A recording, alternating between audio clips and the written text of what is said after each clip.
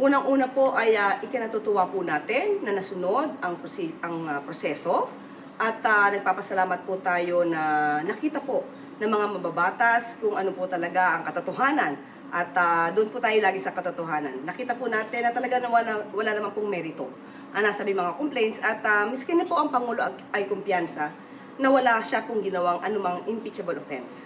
So maraming salamat po dyan at sa ngayon po, tutok po ang Pangulo sa pag-angat ng ekonomiya ng bansa. Kaya sabi po niya, let's move forward. Natuwa po siya. Sabi nga po niya ay nasunod ang proseso at yun naman din po ang gusto ng Pangulo. Masunod ang proseso at makita ang katotohanan.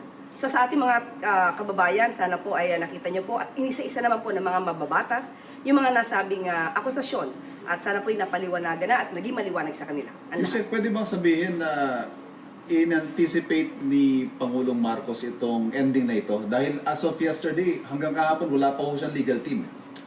Sa kanyang pagkakaalam, sabi ko nga po ay kumpiyansa siya na wala siyang ginawang mali at ang lahat naman po ay naaayon sa batas.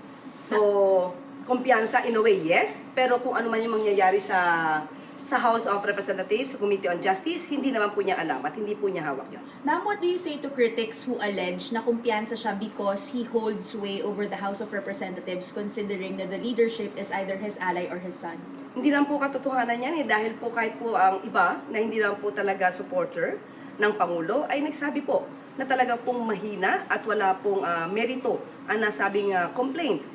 Nandiyan po yung iba mga lawyers po, babanggitin ko na yung iba, si Atty. Dino De Leon. Nandyan din po ang mga ibang constitutionalist na nagsabi na mahina po ang nasampa na impeachment complaints laban sa